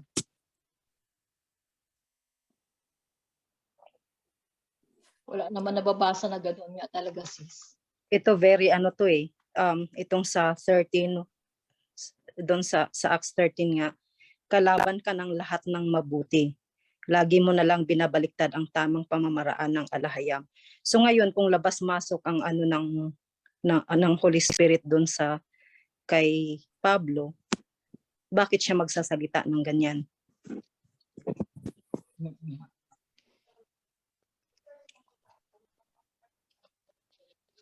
Yun lang po mga kapatid. Sino pa po may gustong idagdag? Tsaka nangyari rin sa kanya yung ano eh, yung salitang anak ka ng Diablo, di ba? Minsan na si Yahweh siya ay naparatangan din siya na ano siya ng Diablo din. So sabi niya, paano magpapalayas ang isang Diablo sa kapwa Diablo, di ba? Sabi niya. Hindi ko na matandaan kung anong version, anong books. Kasi pinaratangan din siya na may ano siya eh, na siya ay si Satanas. Sabi niya, paano magpapalayas ng masama ang isang kapwa masama. Hindi ko na maalala kung anong verse. Mateo yata yun, sis, sa Mateo. Matthew yata. Matthew, di ba? Oo. So the same, parang ganun din sa kanya na alam niya hindi siya talaga yung sabihin mo na talagang ginamit siya ng Ama dahil alam niya nadidistinguish niya na niya yung yung kung ano yung may karga. Alam mo yon, yung may devil, may kagaya ni Elimas pala. Kaya nga. Sino pa po may gustong idagdag? Si Sabadya, may dadagdag kasi.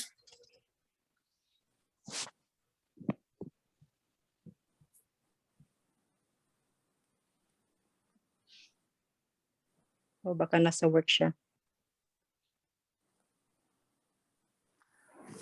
Mga kapatid, Bro, kalukuhan yung style na ang banal na espiritu. Ano yun? Labas-pasok. oo, yan yung sinabi ni bro, ni OSP. Asan ang basihan? Ayun nga, wala nga tayong makita. Mayroon bang ginaganyan ang Elohim sa nakaraan na pumapasok siya, lalabas na naman? Nung umalis Wala, ang bro. spirit kay Saul, hindi na bumabalik. Although mayroong pumapasok na spirit, bad, at umalis na naman, tapos babalik. Pero yung spirit of Elohim na naging guide niya ay umalis at hindi na yun bumabalik. At mayroong palabas-pasok sa kay Saul, noon yun ay ang bad spirit. Na kung aalis ang bad spirit, yung normal na Saul, ilang tao. Pero kung babalik yun ang na parang nababaliw si Saul at ang nakakapagpagaling sa kanya yung tugtog ng alpa ni David. Pero yung style na labas-pasok, kaya may mga salita si Pablo na kalooban ng Aba dahil sa time na yan pinasukan ng banal na espiritu. Style yan nila para kung ano yun doon ang pabor sa kanila, pwede lang sabihin, kung nakakapag-quote sila ng salita ni Pablo, pwede lang sabihin, sa puntong ito kasi pinasukan ng Holy Spirit. Pagka-again sa kanilang teaching, sa puntong ito, may sa demonyo si Saul, si Pablo. Kalukuhan. Hindi ko lang matandaan bro kung sa videos niya yun sinabi or sa mga Zooms natin. Naano ko yun, sis. Hindi ko lang Naalala alam ko yun. kung sa public or doon sa loob. Pero yun ang pagkakatanda Naalala ko. Sis, Zoom. Sa Zoom niya sinabi yan. Labas-masok daw kay Labas-masok Pablo daw sa kanya ang Holy ang Spirit. labas-masok daw sa kanya ang Sobrang espiritu ng mga ni Elijah, ni Moses. Doon sa part na niya yung sinabi. Tapos sabi niya rin na habang wala pa raw ang hari, siya muna ang hari. Yun. Sa kanya yun, May yung kay napapansin Pablo, kayo yung kay sa Pablo sinabi pag-uugaling din yun. ganyan? Pansin ba niyo yung pag-uugaling ganyan ng tao na kung ano yung kanyang gawain ipapahid niya sa sarili sa kapwa niya para ma-divert? Opo, bro. Tsaka ano, Yun na yun ang sa nakikita ko. Yun na yun ang ano niya eh. Yun ang ano niya eh. Kinakatayuan niya ngayong sitwasyon eh. Pinahid niya yung son of perdition, yung mga kalokohan na kumakain daw ako ng baboy, pinapahid. Sabi ko, kung ano yung ginagawa, yun ang ano, palatandaan ng ano ba, batasan. Ano yung batasan? Pag-uugali ng masama. Pag-uugali. Kung ano yung pagkakamali niya, papahid niya sa kapwa niya. Para ma-divert ba? sana maging matalino lang ang mga nakikinig din. Or magkaroon sila ng kaunawaan. Kasi, Bahala na sila. totoo bro. Wala tayong magagawa sis kundi ipag-pray. Oo. Yun Bahala na na. yung, Ako, sa akin, yun na ano ko sis, yun na ang huling ano ko sa kanila, hindi na ako. Kasi ang sabi doon sa Book of Thessalonian, ano talaga sila? Itugyan ba? Ipapahintulot. Pag hindi sila makikinig, ipapahintulot. At pag tinanggap nila na ang teaching na yon na ang Bisaya sa Parinto, hindi para sila ng kasalanan. Ano, ipapahintulot na talaga yan. Mm-mm. Wala tayong magagawa. Sa bagay, kung tatawagin talaga sila ng aba, iaalis sila dun. Tinawag na yon sis. Or tinawag na pala. Titigas talaga sila yung pumipili. Kasi ang bawat isa sa atin, binigyan ng choices ba? Mm. Lahat tinawag. At kaya napili, kaya sinabi dyan, ano daw, many are called but you are chosen. Dahil sa pagkakaunawa ko, tinawag ang lahat. Ang lahat ng nakarinig, lahat ng nakabasa ng Torah, tinawag yan. Ngunit, hindi pinili.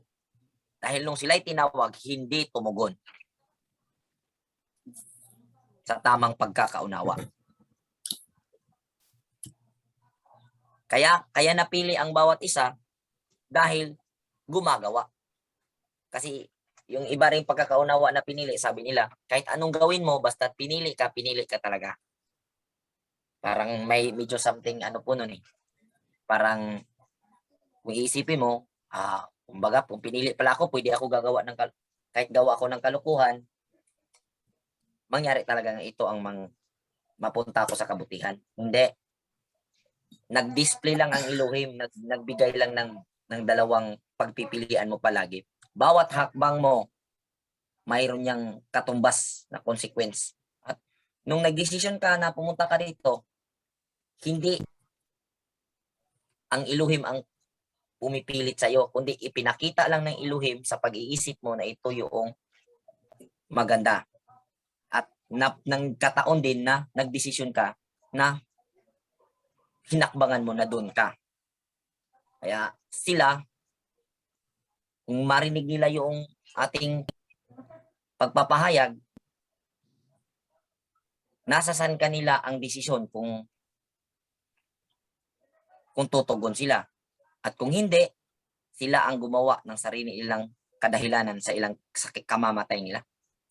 Ganon ang nangyari sa Torah. Yun palagi ang naano ko na. Pag gumagawa ka ng pagkakamali, di tama, ikaw ang gumagawa sa iyong hukom. So, hindi mo ma-blame na hindi mo ako pinili Elohim. Kuha mo sis, nakuha nyo? Oo, tama. Sabi, tama. kasi may mga nagtuturo na kung pinili ka talaga. Yes. Hindi po ako sangayon yan. Yes. Katwiran sa ano yan, sa kabila bro.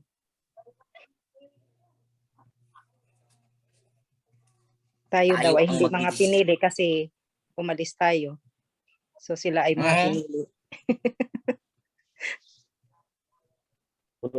Pagka ganyan ang style, pinili, parang bias. Kasi kung hindi ka pala pinili, kahit naghirap ka at sumusunod sa kautusan, kasi hindi ka pinili, walang mangyayari sa'yo, kalokohan.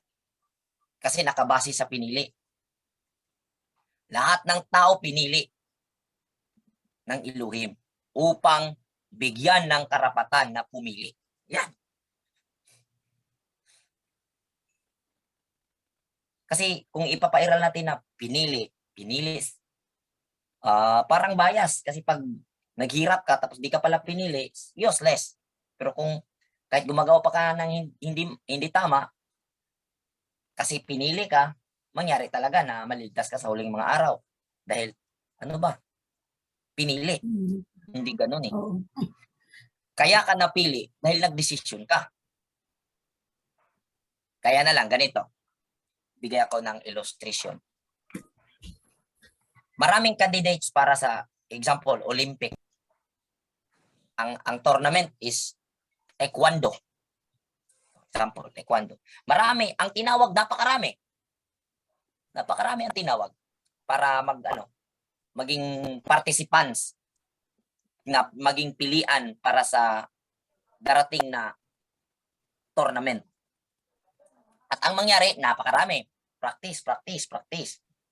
At dumating yung time na ang tagapang mga siwa ng practice, yan ang tumitingin kung sino ang seryoso, sino ang potential, at sino yung may dedication. Pag nakita na palagi nag-attend at madaling matuto, yun ang hanggang sa huli magpili yung yung tagapangasiwa, sino yung the best. Sabihin natin siya yung magdala ba para sa tournament. Siya yung magpili ng isang pinaka the best para ilaban. At kaya napili yung the best dahil gumagawa ng mayroong determinasyon, mayroong talento, at mayroong paniniwala na magawa niya yun.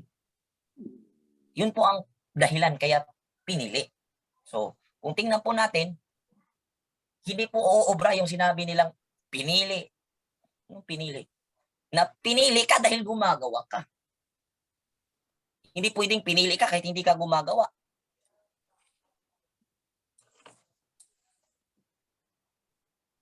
Unsa man na sila sis, oy. Hayahay. Hayahay ang buhay. Kaya ang buhay. At saka ano naman yung mga indicator naman na bilang tao, pag nakikita mo na may mga red flag na like marami na silang sisipaing testamento or mga kasulatan, dapat nag-iisip na rin. Oo nga. Tapos kung ang isa pang indicator, kunyari yung leader mo, magmumula na sa kanya yung bawat gagawin mo or iuutos niya na lang, o mali na rin yun. Tataliwas ka na nun sa Torah. So, ano pa po mga indicator, yung parang kahit ang apostoles na hindi nyo pinag-aralan na sabay-sabay, sisipain nyo. Mao jud na itabo nila sis. Tungod jud sa kanang dahil po sa pag-iisip nila na yung leader nila ay may direct revelation sa Ama.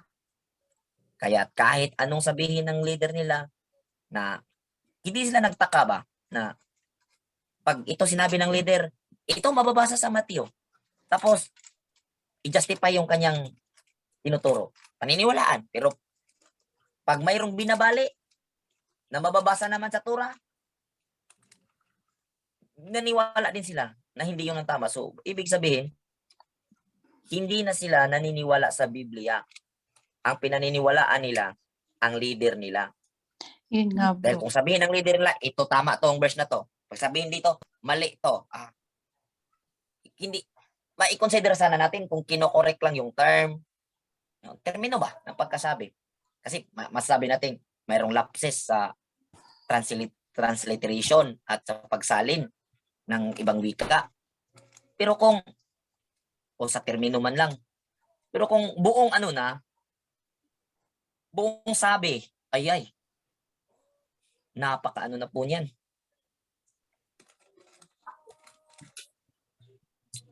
Yeah, bro. Dapat, Tama. katulad nung sinabi mo, yung basahin nila yung buong book ng Samuel para makita nila doon ang isang pagkakamali ng leader hindi nababalikan mismo ng Elohim tulad nangyari kay Saul. Pag muhawa na gani ng espiritu, di na mo balik. Mhm. Kasi umaalis ang spirit ng Elohim dahil naging defile ka. Ano ang kadahilanan sa defilement mo? Kasalanan. Hanggat hindi ka nagsisi at gumagawa ng ayon sa Torah, lumalakad sa Torah, hindi yan babalik. Talaygon og may ugmaon nga Elohim, salamat sa imong kaayo. Salamat sa mga pagtulunan nga among nahisgutan. Salamat Aba nga doon na may hiniusahang pagtuo og kahibalo nga amo na paghiusahan. Salamat sa imong pagbugkos kanamo nga usa. Salamat po sa pagkakaisa na ginawa mo dito sa amin, Aba. Salamat po ng marami sa mga kapatiran na nandito na naging vigilant po sila sa bawat dumarating sa kanilang information. Salamat po, Aba. At nawa po na wala ni isa sa amin na mawawala sa iyong presensya. Nawa po, Aba, i-guide mo po kami at kahabagan mo kami. Huwag niyo pong ipahintulot na kami po ay mapariwara. Tulungan mo po kami, Aba, sa aming paglalakbay. I-guide niyo po ang bawat isa na hindi ma-deceive mga panlilin lang ng mga naparitong bulaang mga mangangaral o bulaang propeta. Nawa po ang lahat ay magtiwala sa iyong kautusan at gagawa ng buong puso nang sa ganon manatili ang iyong guidance sa amin, Aba Elohim. Lahat ng ito ay aming dinadalangin at hinihingi sa iyo, Aba, sa nag-iisang dakilang pangalan mo na ibinigay mo sa amin sa pamagitan ng iyong anak, Misaya Yahweh Shai. Amen. Amen. Amen. Amen. Buddha.